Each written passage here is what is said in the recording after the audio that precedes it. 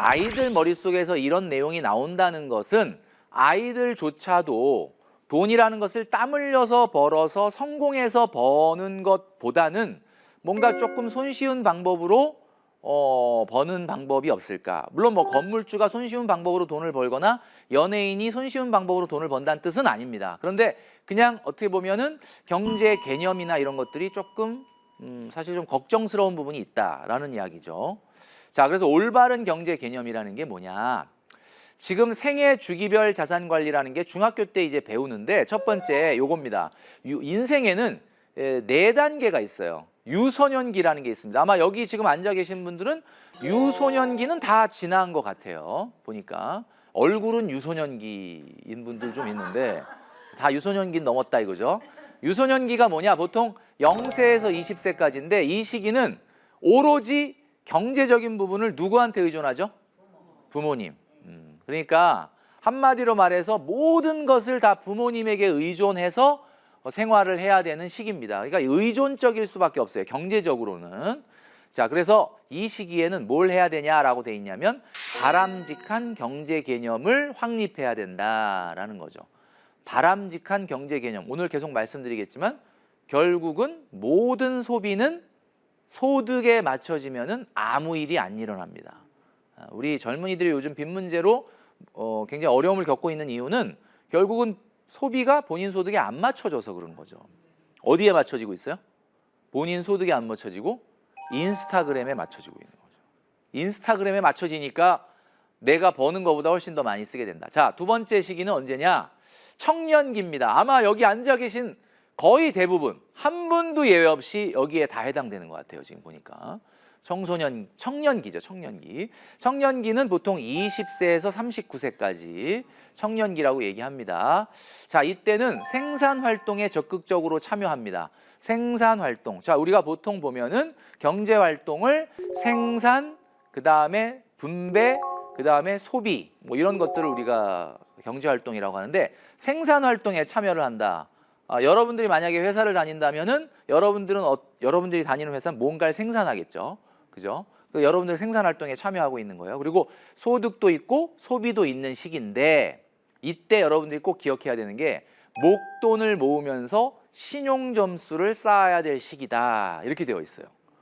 자, 그러니까 이때가 바로 인생에 있어서 플러스가 나기 시작해야 되는 시기다라는 거죠.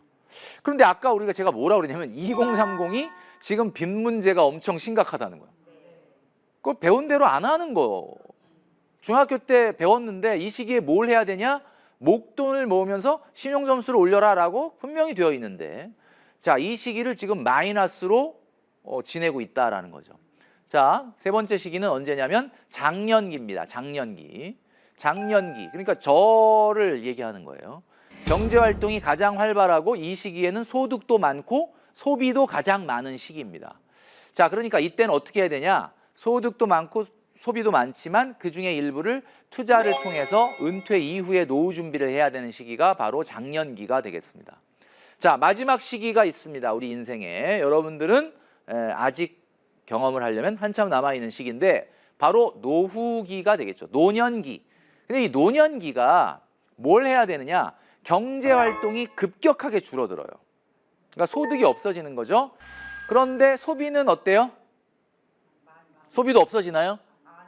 이 세상에 정말 절대 안 없어지고 가장 확실한 게 있는데 그게 바로 죽음과 세금과 소비입니다. 죽는 그날까지 소비가 있어요. 소득은 불확실하지만. 자, 그러니까 이때 어떻게 해야 되냐? 사회활동을 통해서 합리적인 소비 생활을 해야 된다. 사회활동을 하는 게 왜 합리적인 소비냐? 여러분 월요일부터 금요일까지 회사를 가던 사람이 갑자기 월요일부터 금요일까지 회사를 안 가. 그러면 돈을 더 쓰겠습니까? 덜 쓰겠습니까? 더 쓰죠. 왜냐하면 여러분들 월요일부터 금요일까지 회사를 가면 그 시기 동안에는 돈을 쓰고 싶어도 못 쓰잖아. 그러니까 이때는 사회활동, 그러니까 한마디로 말해서 꼭 생계형 경제활동이 아니라고 하더라도 뭔가 사회활동을 열심히 하다 보면은 소비가 조금 억제되는 효과가 있습니다. 자, 이 네 가지 시기에 각 시기마다 무엇이 중요한지를 제가 지금 여기에 하이라이트로 보여드리고 있잖아요. 그러니까 여러분 이제 청년이 많이 있으시니까 여기 뭐 대부분 다 청년이니까 이 시기에 뭘 해야 되냐? 목돈을 모아라라고. 근데 그걸 안 지키면 어떻게 되나요? 안 지킨다고 뭐 그 죽는 건 아니죠.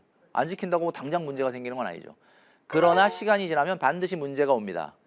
자, 그래서 저는 생애 주기별 자산 관리라고 하는 거를 조금 편안하게 다시 한번 여러분들이 씹어서 이렇게 딱 소화시키기 편하게 이야기를 한번 만들어 봤습니다. 그게 뭐냐면 인생은 세 권의 문제집이다라는 거죠. 이제 우리가 입시를 경험한 세대다 보니까 이 세 권의 문제집 그럼 머릿속에 싹 들어올 것 같아. 세 권의 문제집이야. 자, 첫 번째 문제집은 뭐냐? 가족 구성기라고 하는 문제집입니다. 가족 구성기라는 문제집. 두 번째 문제집은 자녀 성장기라는 문제집.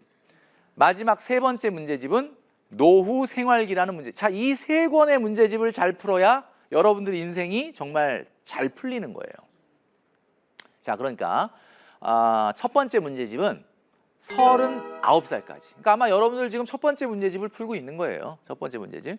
자, 근데 첫 번째 문제집은 아까 제가 요 앞에 4단계에서도 말씀드렸지만 첫 번째 문제집은 여러분만 잘 푼다고 되는 게 아니야.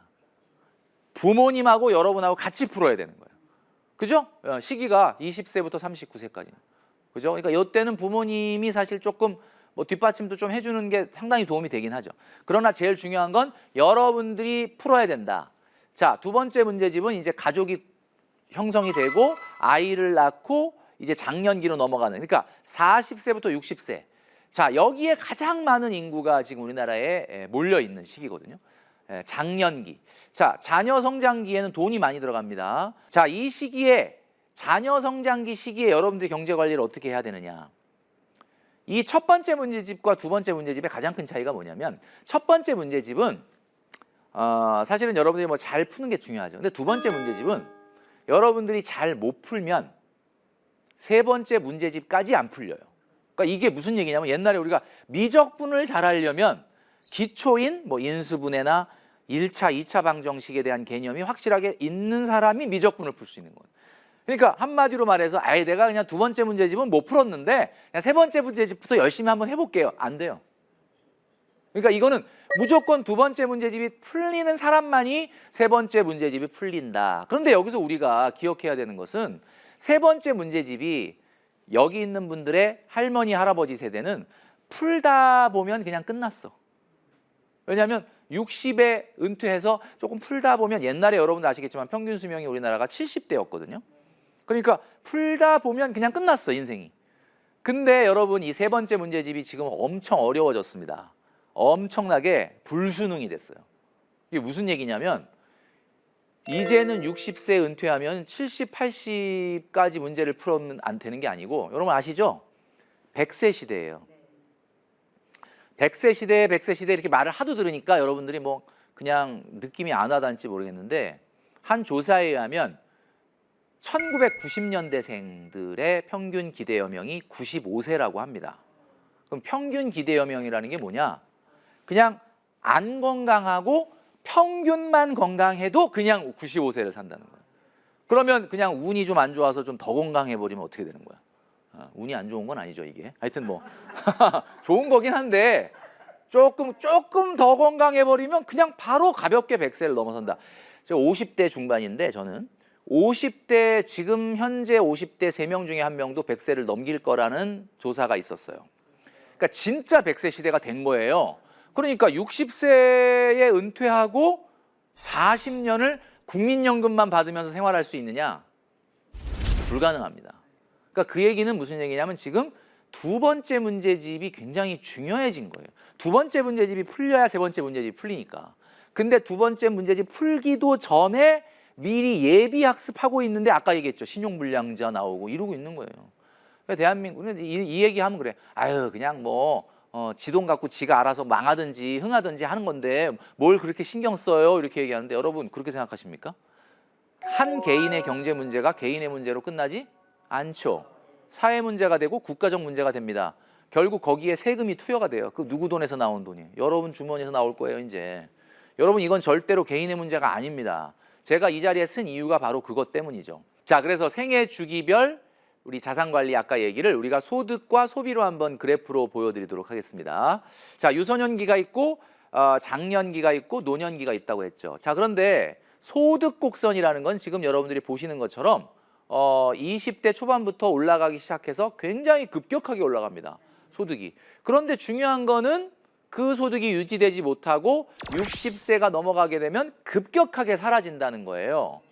자, 그러니까 굉장히 산 모양으로 봤을 때 높은 봉오리를 이루는 것 같은 느낌이죠. 그러니까 우리 인생에서 절대 가장 확실한 거 세 가지가 있는데 그게 바로 죽음과 세금과 소비라고 했죠. 소비는 죽는 그날까지 없어지지 않아요. 유소년기 때조차 소비를 해야 되기 때문에 소비가 있습니다. 계속 올라갑니다. 그러다가 어느 정도 지나게 되면 약간 떨어지긴 하는데 생각보다 많이 안 떨어지고 죽는 그날까지 소비를 해야 돼. 자, 그러면 이 그래프에서 여러분 보시는 것처럼 뭐가 나오느냐?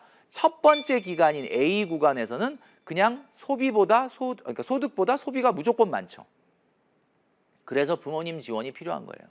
자, 그리고 중간에는 플러스 이게 있고요. 근데 마지막 기간에는 뭐가 있냐면 여러분들의 마이너스 인생은 언제부터 오느냐? 여러분들이 은퇴를 하게 됐을 때 소득보다 소비가 훨씬 많을 수밖에 없습니다.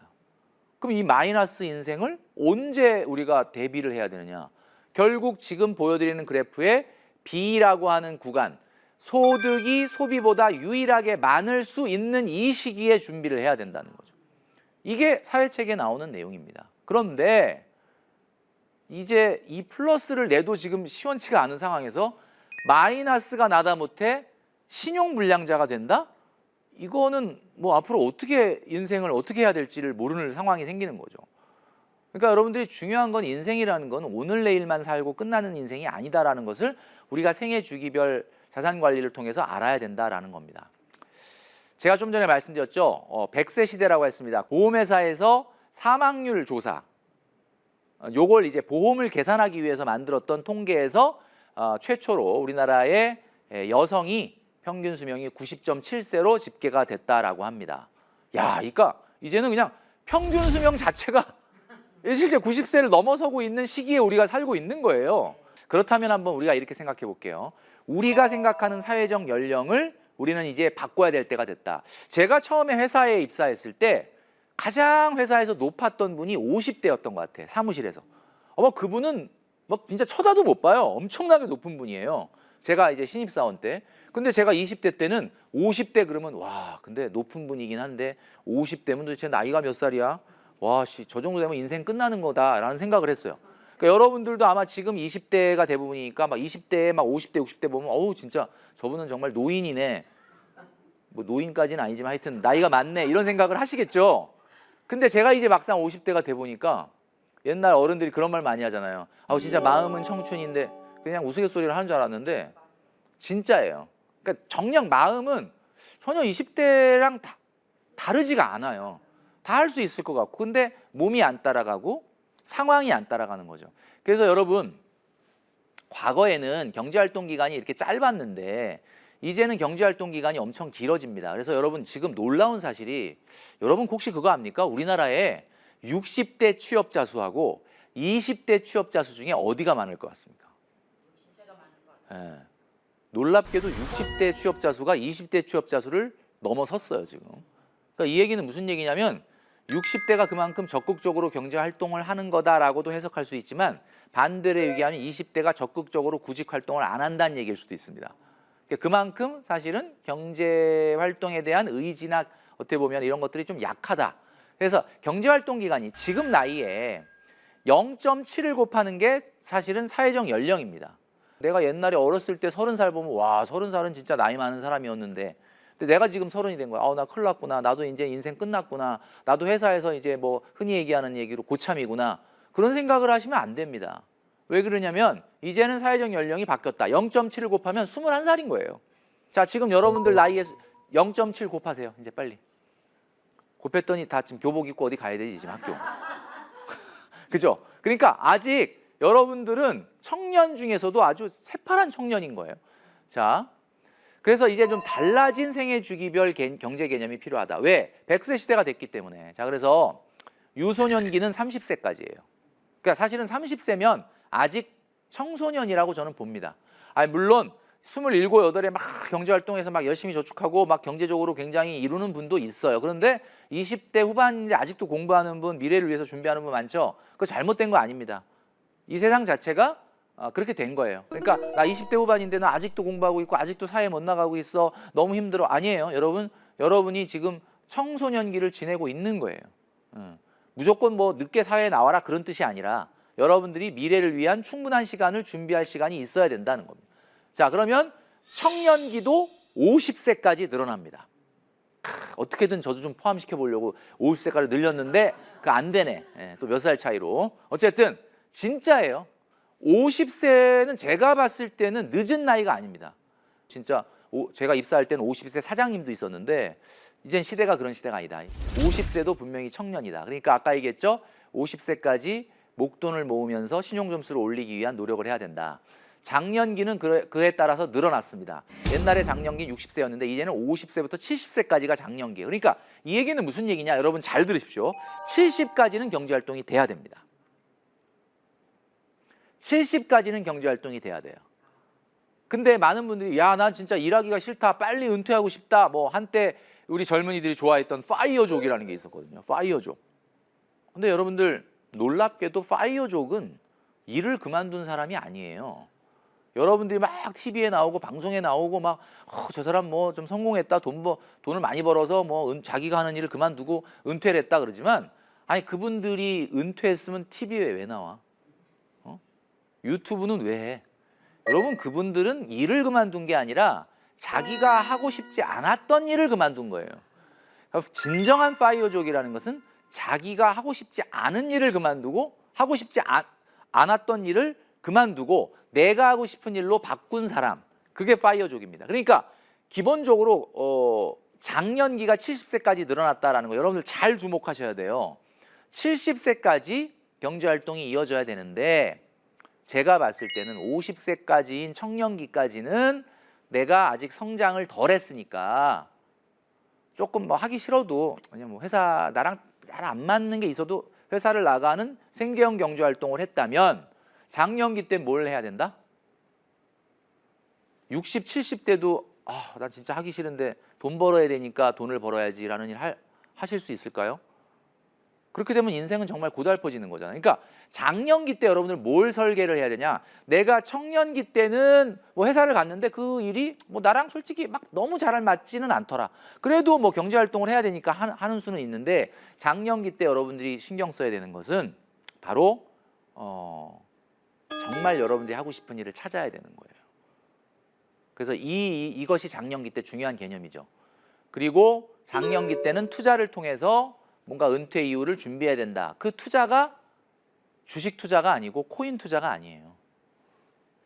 여러분들이 잘하는 일을 찾아내서 나라는 종목에 투자하는 것을 얘기하는 겁니다. 그 다음에 노년기. 노년기는 이제 70세부터 100세까지. 그때는 경제활동은 뭐 하면 좋은데 못할 가능성이 많아요. 그때는 이제 건강한 사회활동을 통해서 어떤 커뮤니티에서 어떻게 보면 지내야 되는 거죠. 자, 이런 개념으로 바꾸셔야 된다라는 겁니다. 자, 여러분 이제 청년기시니까 여러분 앞으로 인생을 설계할 때 어떻게 할 건가 굉장히 고민하시는데 많은 분들이 경제 이야기하고 돈 이야기할 때 많은 사람들이 얘기하는 게 부자예요. 부자.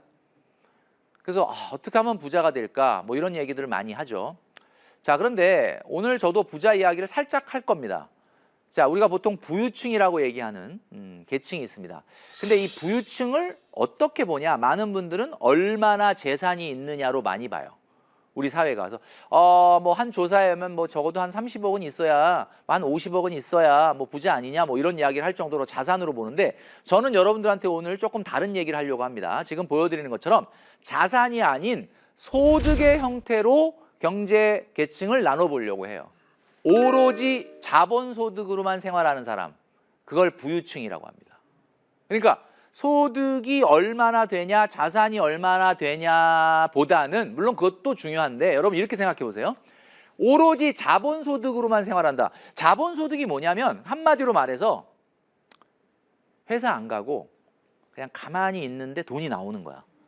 은행 이자로 나오든 주식 배당으로 나오든 부동산 월세로 나오든, 그죠? 이게 자본소득이에요. 그러니까 나는 손 하나 까딱 안 해요? 까딱은 하겠죠. 예. 뭐 까딱을 안 하진 않지. 뭐 은행을 클릭은 해야지.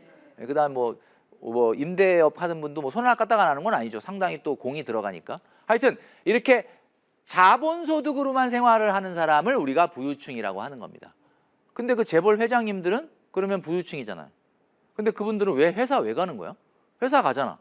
그분들은 그러면 그분들도 근로소득이 있는 거잖아. 그분들은 그게 생계형경제활동이 아닌 거예요. 그러니까 그거 없어도 생활할 수 있는데 집에 있으면 심심하잖아.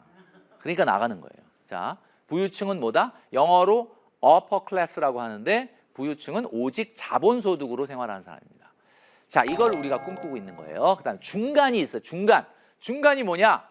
근로소득이 있는데 거기에 자본소득도 있는 거야. 그러니까 이게 무슨 얘기냐면 내가 근로소득으로 생활을 하는데 그래도 내가 혹시 한 1년 정도 어디 안식년을 가져도 자본소득으로 한 1년 정도는 버틸 수 있다. 약간의 자본소득이 있는 사람이죠. 요걸 우리가 흔히 중산층이다 이렇게 얘기합니다. 미들 클래스예요. 미들 클래스. 자, 그런데 우리가 중요한 거는 부자로 가기 위해서는 반드시 이 중산층을 거쳐야 되는 거예요. 그러니까 여러분 잘 보세요. 근로소득도 있고 자본소득도 있어야 된다. 자, 70% 대다수에서 여기 이제 왠지 불길한 예감이 내가 저기일 것 같은 그런 예감이 든다. 자, 여러분 아시겠지만 여기는 오로지 근로소득에만 의존하는 사람이 바로 여기입니다. 이게 뭘까요? 부유층, 중산층, 그다음 뭐예요? 서민층입니다. 그런데 이게 재밌는 게 영어로 보면 부유층은 upper class라고 하고 중산층은 middle class라고 하는데 서민층은 영어로 working class입니다. 워킹 하면 다 서민이라는 거예요. 우리 워킹을 해야 되잖아요. 워킹하고 있잖아 지금. 그러니까 무슨 얘기냐면 오로지 워킹에만 생계를 의존하면 그게 서민층이라는 겁니다. 연봉 2억 3억이 돼도 회사 안 가면 나 생활 안 돼요 라고 하면 서민인 거예요. 자, 좀 새로운 개념이죠. 자, 이 개념을 놓고 봤을 때 여러분들이 첫 번째로 목표해야 되는 건 뭐냐? 바로 중산층으로의 진입입니다. 중산층으로의 진입을 첫 번째 목표로 해야 된다라는 이야기는 눈이 번쩍 뜨이는 게 나는 회사는 가니까 일단 근로소득은 있잖아. 하나만 더 확보하면 돼. 뭐예요? 자본소득. 그러니까 자본소득만으로 생활할 정도로 자본소득이 크지는 않아도 그래도 자본소득을 만드는 노력을 해야 된다라는 겁니다. 그게 바로 중산층으로 진입하는 거고 중산층에 진입을 해야 뭐가 되는 거예요? 부유층으로의 진입이 가능하다라는 이야기죠. 자, 그래서 이제 생애 주기별 자산 관리에 대한 개념과 부자에 대한 어떤 개념을 우리가 세웠다. 그럼 이제부터 우리가 어떤 걸 잘해야, 어떤 관리를 잘해야 이제부터 우리가 중산층으로 갈 수 있고 또 부자로 나아갈 수 있는지를 지금부터 말씀드리도록 하겠습니다. 자, 첫 번째는 부채 관리입니다. 부채 관리. 부채 관리가 뭐냐면 이게 부채를 우리가 빚이라 그러죠. 빚. 좋은 부채하고 나쁜 부채라는 게 있어요. 이게 뭐냐면 빚도 다 같은 빚이 아니야. 20대를 만나봤더니 빚이 있는데 그게 다 같은 빚이 아니더라. 자, 여기 한번 제가 보여드리면은 일단 세 가지를 볼 필요가 있습니다. 원금이 보전이 되느냐, 그 다음에 투자 효과가 있느냐, 금리 수준이 높냐 낮냐, 이 세 가지로 보는 거예요. 자, 예를 들면 카드론 현금 서비스 좋은 거 같아요, 나쁜 거 같아요? 왠지 나쁜 거 같죠? 카드론으로 빌린 돈 어디가 있을까요? 지금 어디 있을까요? 어느 통장에 있을까요? 다 써버렸죠. 해외여행 갔다 왔는데 돈이 모자라. 카드값이 어떻게 보면은 이번 달에 메꿀 수가 없을 것 같아. 그래서 주로 카드론이나 현금 서비스 받죠. 그렇기 때문에 원금이 보장이 안 됩니다. 투자 효과 당연히 없죠. 거기다가 금리는 여러분 리볼빙 같은 경우는 최대 연 20%입니다. 그러니까 한마디로 말해서 이런 또 마이너스 통장이나 신용대출도 마찬가지예요. 마이너스 통장 신용대출 여러분 받아가지고 그걸로 뭐 어디 무슨 집을 사거나 투자했을 가능성은 적죠. 자, 그러니까 이런 순서로 봤을 때 원금이 보전이 되느냐 아니면 투자 효과가 있느냐, 금리 수준이 높냐 낮냐에 따라서 좋은 부채인지 안 좋은 부채인지가 우리가 구분이 가능하다라는 이야기입니다. 자, 그런데 반대로 예를 들면 전세자금 대출이라든지, 전세자금 대출이 좋다는 뜻은 아닙니다. 전세자금 대출도 저는 좋다고 보질 않아요. 그런데 아까 카드론 마이너스 통장 신용대출보다는 나아요. 왜? 일단 원금은 보장이 되잖아. 내가 다시 엄마 집으로 들어가면 어떻게 되는 거야? 그 돈은 나오는 거죠. 예. 그러니까 이제 그 다음에 나오는 게 사업자 대출이. 사업자 대출은 뭐냐? 내가 이걸 대출을 받아서 이것을 어떤 사업체에 투여한 거예요. 돈을 버는 일에 들어간 거예요. 만약에 정상적으로 잘 운영이 돼서 돈을 번다면 그 빚은, 그 대출은 내가 생산적인 활동을 하는데 도움을 주는 거죠. 그러니까 좋은 부채. 예를 들면 집을 살 때 내 주택에 돈이 모자라서 예를 들면 대출을 받았다. 그거는 그래도 집값이 오르면은 뭔가 레버리지 효과도 있고, 그러니까 이제 이런 것들이 좋은 부죠. 그러니까 여러분들이 같은 빚이라고 하더라도 똑같은 빚이 아니고 구분을 해서 우선순위를 정해놓을 필요가 있다라는 겁니다. 여기 있는 분들 같은 경우는 운동도 굉장히 열심히 하는 것 같아요. 지금 제가 딱 보니까 얼굴을 딱 보니까 운동 다들 열심히 하는 것 같은데, 그 BMI 지수라고 들어보셨죠? BMI 지수가 뭐냐? 바로 바디 매스 인덱스입니다. 그래서 자기 키에 비해서 얼마나 적정한 몸무게가 있느냐, 이걸 보는 건데, 저는 이제 그 우리 몸뿐만 아니라 우리 돈 관리에도 BMI 지수가 있어야 된다라고 생각해서 제가 만든 거예요. 이게 뭐냐면 borrowing mass index입니다. borrowing이라는 거는 이제 남한테 돈을 빌려오는 거니까 차입이죠, 차입. 돈 빌려오는 거에도 이게 정상적인 지수가 있는데 어떻게 계산하느냐? 여러분들의 3개월 소득분의 총 빌린 돈을 분자값에 놓고 따지면 딱 지수가 나옵니다. 자, 그런데 이게 정상 범위가 어떻게 돼 있냐면, 정상 범위가 여러분 보시는 것처럼 1.5까지가 정상이에요. 그러니까 무슨 얘기냐면, 내가 월급이 300이다. 자, 한번 볼까요? 자, 월급이 300이다. 그러면은 3개월 소득은 900이죠. 그럼 월급 300인 사람이 가장 정상 범위 내에서 빌릴 수 있는 돈은 1,350만 원이다라는 얘기입니다. 그게 이제 지수가 1.5 정도 나오거든요. 1.5. 그러니까 자기가 받는 3달치 월소득보다 더 많은 신용대출을 받으면 안 된다라는 걸 얘기하는 거예요. 왜? 못 갚아요. 제가 분명히 말씀드리지만 자기 월급의 3개월 1.5라고 했으니까 최대 4.5개월치보다 더 많은 신용대출을 받았다?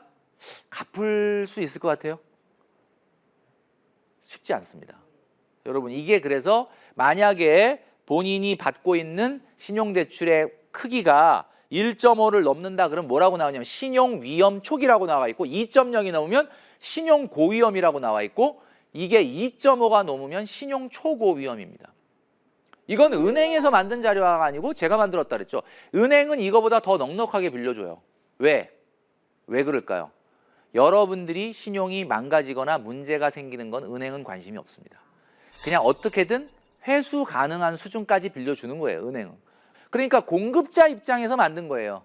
근데 우리는 소비자죠. 소비자는 그렇게 생각하면 안 됩니다. 이렇게 많이 빌려주네? 그거는 빌려주는 사람이 안 떼일 수준으로 만드는 거고, 우리는 그렇게 하면 안 되거든요. 여러분, 지금 이 BMI 지수를 잘 여러분들 보시기 바랍니다. 자, 두 번째 소비 관리입니다. 제가 아까 말씀드렸죠. 소득에 소비가 맞춰지면 아무런 일도 안 일어납니다. 이게 안 되니까 문제가 생기는 거죠. 여러분, 이런 거 보시면 어때요? 느낌에 반값 세일. 와, 이거 대박인데. 와, 씨, 역대급 반값 세일. 뭐 이런 거 보면은 막 이건 사야 된다. 여러분, 저는 100% 세일 받거든요. 안 사. 필요하지도 않은데 그걸 왜 사? 저는 오히려 이게 50% 세일 그러면 여러분들은 야, 이거 뭐야, 대박이네, 이렇게 생각하는데, 저는 50% 세일 그러면 무슨 생각이 드는지 아세요? 그냥 기분이 나빠요. 왜 나쁘냐? 아니, 그러면 50% 싸게 팔 수 있었던 걸 여태까지 지금 100% 팔았던 거잖아. 나는 기분이 별로 안 좋더라고요. 여러분, 벌고 모으고 쓰고 이렇게 하면 아무런 일이 안 일어난다고. 벌고 모으고 쓰고가 원래 기본인데 우리 어떻게 하고 있느냐? 쓰고 갚고 이러고 있는 거예요. 쓰고 못 갚고 이렇게 되는 거죠. 여러분, 그래서 자본주의 마케팅에서 가장 무서운 게 뭐냐면, 여러분 이런 얘기 들어보셨어요? 그 한 달에 1년에 한 30만 원만 좀 기부해 주세요. 이러니 어떻게 하실래요? 어떠세요? 기부 좋은 일이잖아.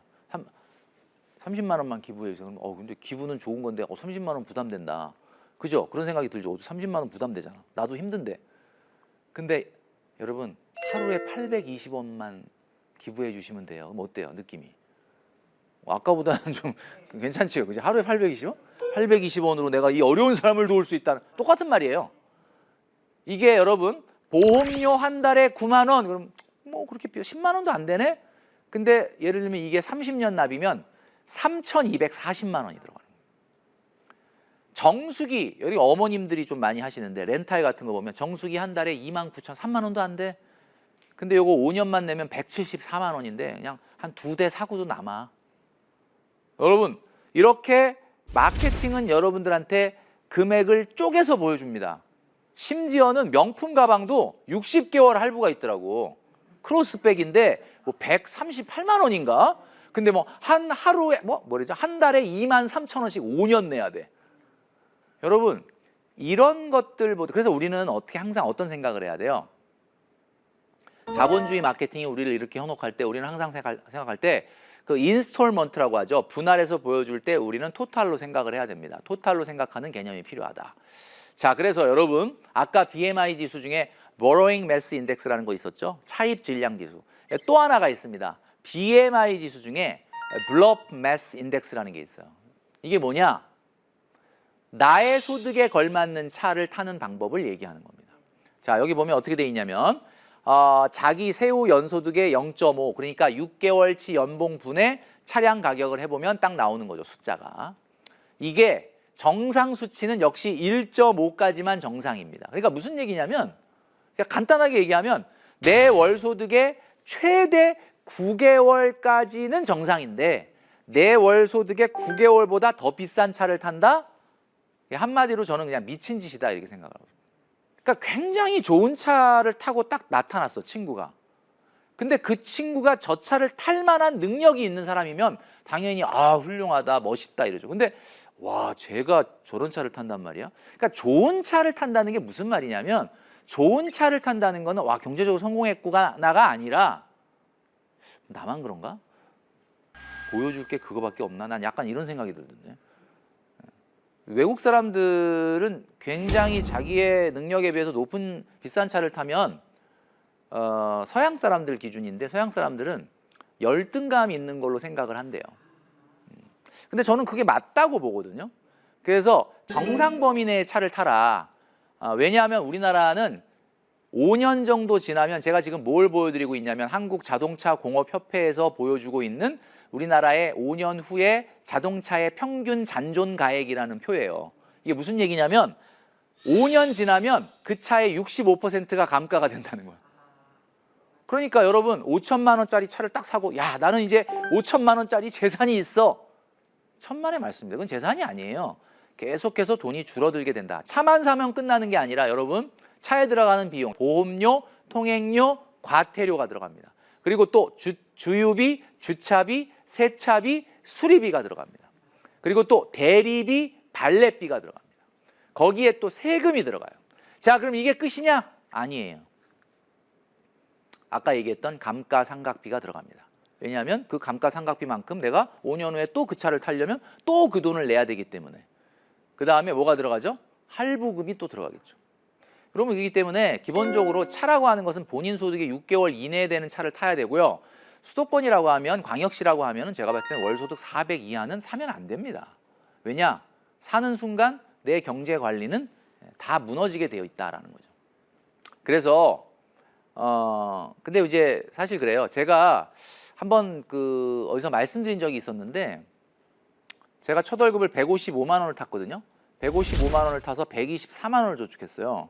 뭐 어떻게 그게 가능하냐 이렇게 얘기를 하는데 지금 여러분들 손에 들고 있는 그 스마트폰, 이 스마트폰이 나오기 전에는 그렇게까지 소비를 안 했단 말이에요. 여러분들이 뭔가를 갖고 싶은 게 있고 아 이거 필요하다라고 느끼고 있을 때 일단 이게 정말 좋은 소비가 되려면 제가 늘 말씀드리는 거지만 결제 삼심제도라는 거를 한번 시행을 해보자. 우리나라에 보면 사법제도에 재판 몇 번 하죠? 3번 하죠, 3번. 마찬가지로 결제 버튼 누르기 전에 재판을 하라는 건 아니고 여러분 스스로에게 딱 3가지만 물어보고 결제 버튼 누르시면 돼요. 첫 번째 심사는 뭐냐? 필요한 것이냐? 이 말을 하면 많은 분들이 필요하지도 않은 걸 살 리가 없는데 아니요. 여러분들 필요하지 않아도 살걸요. 두 번째 예산은 있는가? 물어보시고 세 번째는 대체제는 없는가? 자, 여기까지 해서 3심이야. 통과됐어. 그러면 결제 버튼 누르셔도 됩니다. 근데 물건이 왔어. 언박싱을 했는데 별로 마음에 안 들어. 그럼 어떻게 하면 돼요? 우리나라 사법제도에는 3심이 끝나더라도 재심을 신청할 수가 있습니다. 재심, 반품하시면 되는 거예요.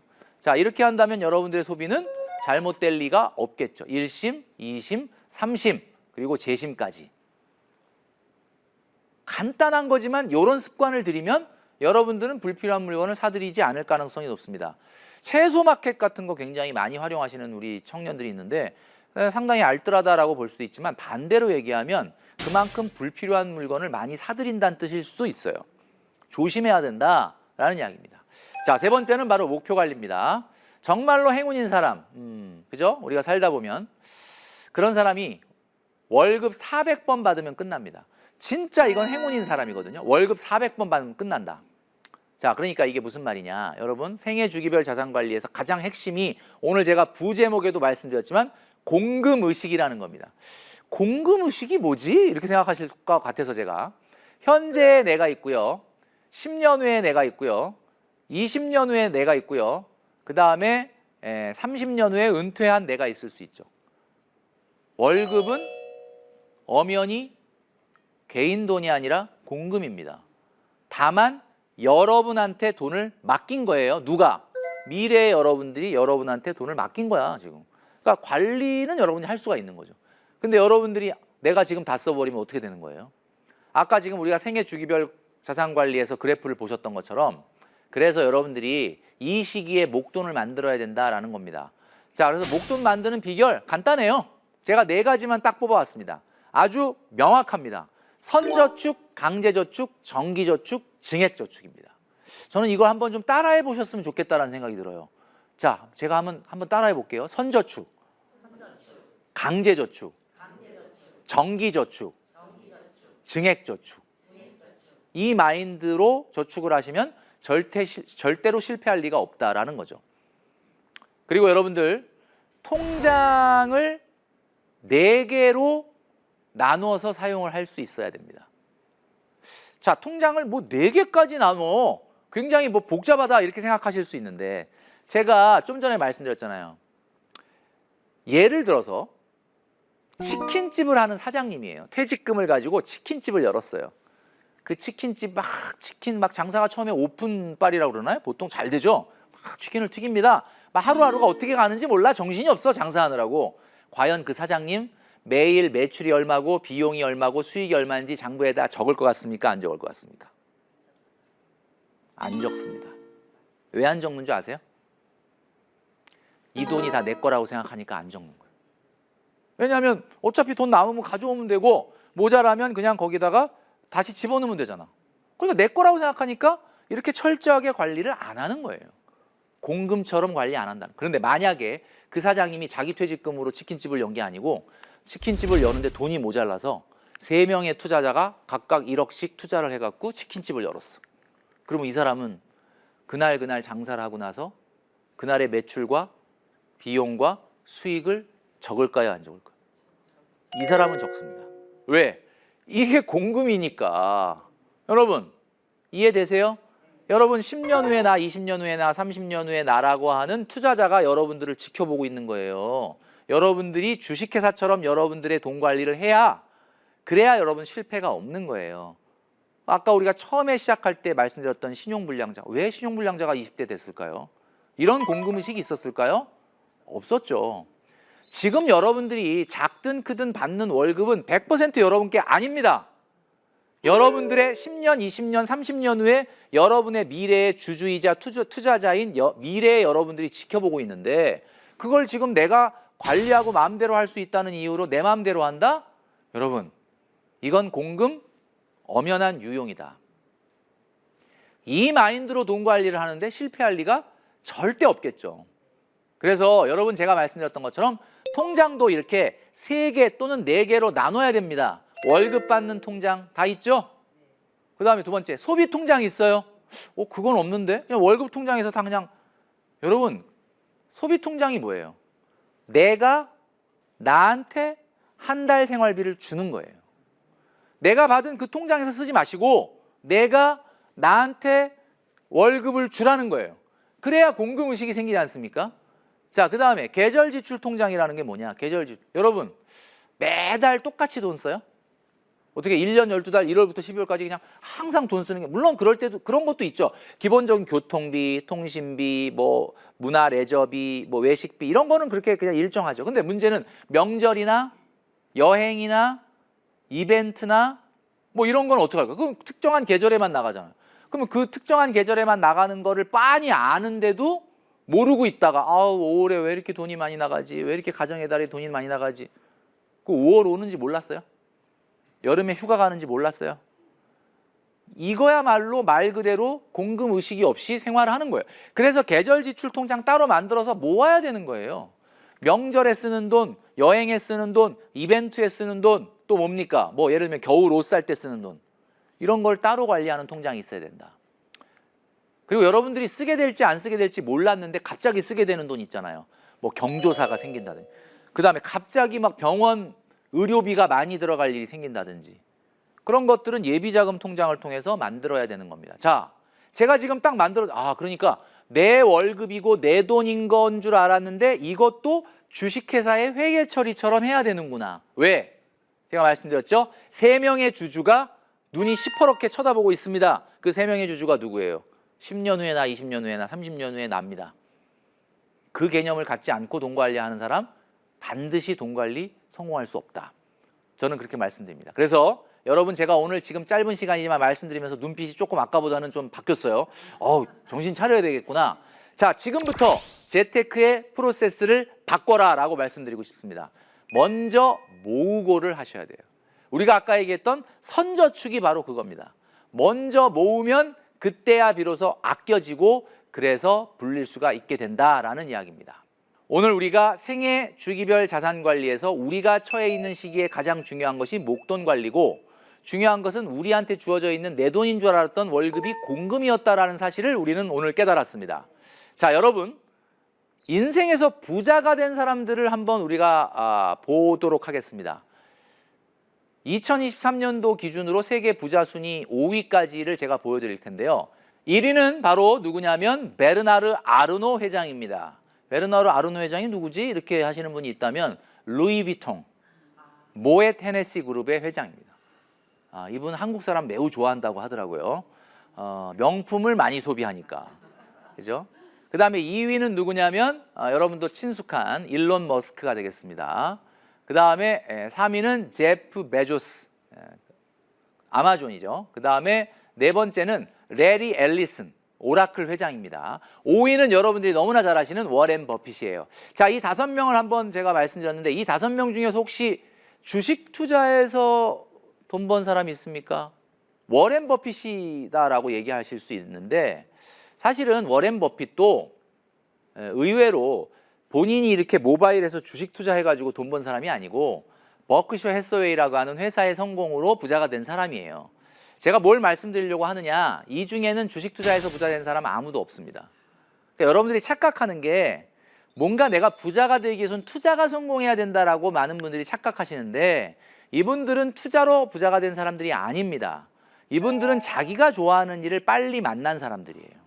자기가 너무 죽도록 얼마나 좋아하냐면 일론 머스크는 한 주에 100시간씩 일한다지 않습니까? 왜 그러느냐?